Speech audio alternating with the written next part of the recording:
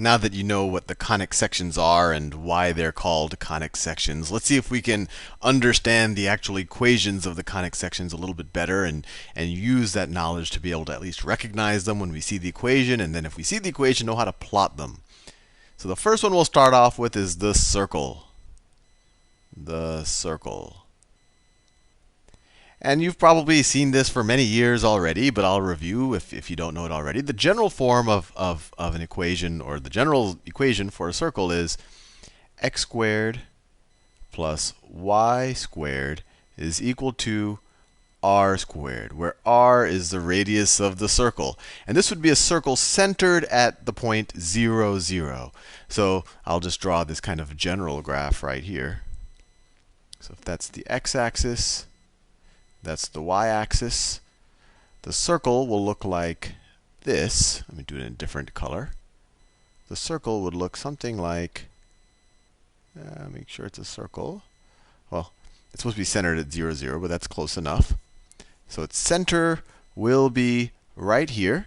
And the radius, if you go from the center to any point along that circle, will have a distance of r. So if you go from there to there, it's r. From there to there, it's r. From there to there, it's r.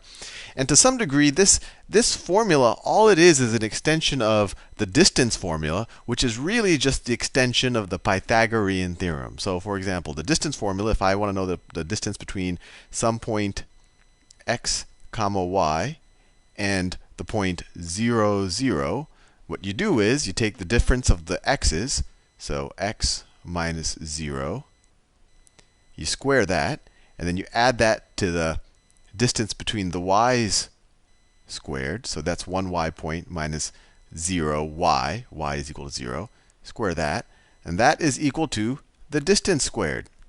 So if you simplify this, x minus 0 squared, well, that's just x squared plus, and this is just y squared, is equal to distance squared.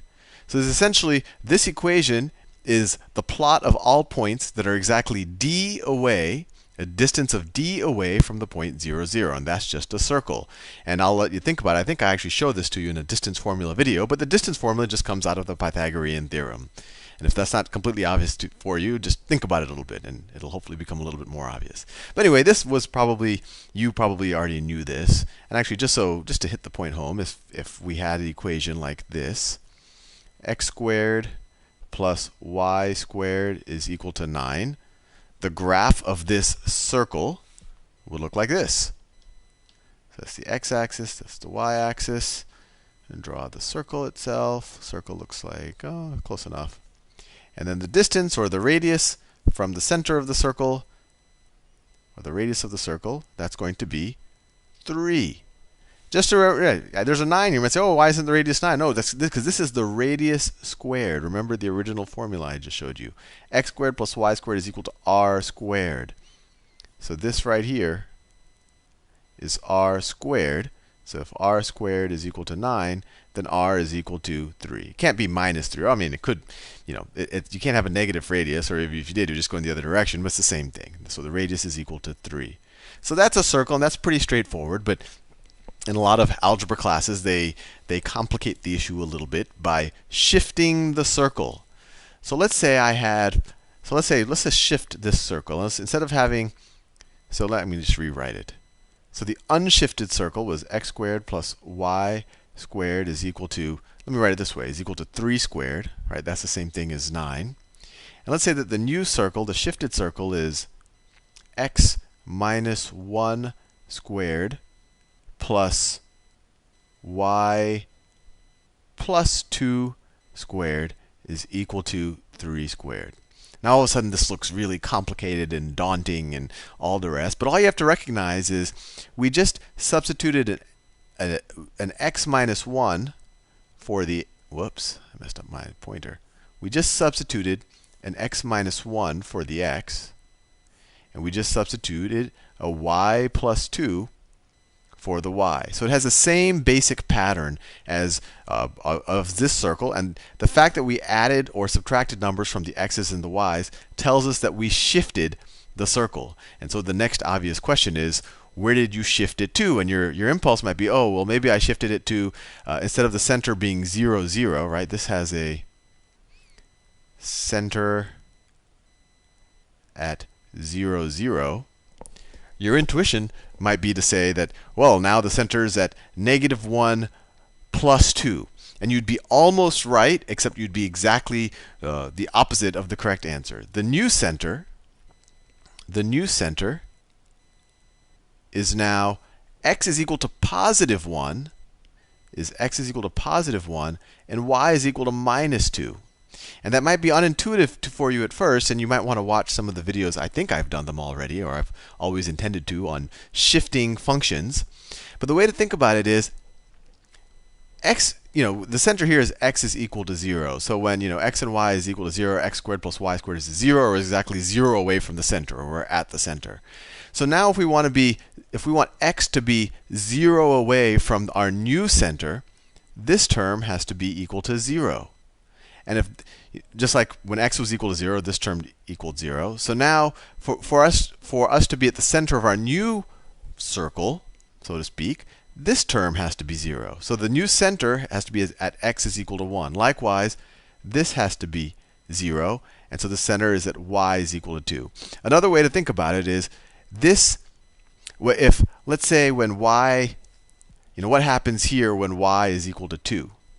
Whatever part of the circle we're in when, y is equal to 2, right? There's some part of the circle we're at. In fact, I could draw it.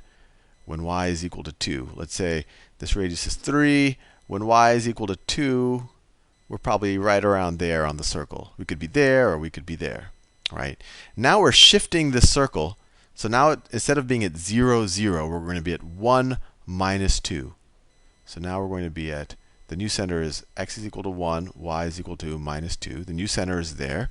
And if I were to draw the new circle, it would look something like this. I'm going to try my best to draw it still as a circle and show you that it's been shifted. No, that's not good. Let me draw it like right there. I pressed the wrong button. That's not good. Let me draw it right there. That's close enough. I don't have to keep doing it. So what we did is we shifted this circle. We shifted this circle down 2 and to the right 1. So if we take its center point, we went down 2 and to the right 1. And so if you think about up here, when y was equal to 2, we could have been at this point or this point. The kind of equivalent points of the new circle are going to be here. Are going to be roughly here, where you're shifting it down and to the right, or down and to the right. And in order to kind of have that same behavior at the circle there, this whole thing should be equal to 2. So that same point on the circle, if this whole thing is going to be equal to 2, right? Because it's going to be the same kind of behavior in the equation, and I hope I'm not confusing you there. Then the new y has to be 0, and you see it there, right? At both of these points now, y is equal to 0. So I know that's a little unintuitive, but I want you to sit and think about that a lot. I mean, you could just memorize it, that it's, that it's the opposite. When you have x minus 1 and y plus 2, that it's actually you've shifted to x is equal to, the center is now 1 minus 2, or you could memorize, if you like, that, what makes this 0 and what makes this 0, and that's your new center. But I really want you to think about that this is really a shift. And of course, if you were to graph it, you were to get this thing up there. Anyway, let me see how much time I have. Actually, I didn't even keep track of the time. I'll leave you there. I'll continue this in the next video where I'll talk a little bit about ellipses.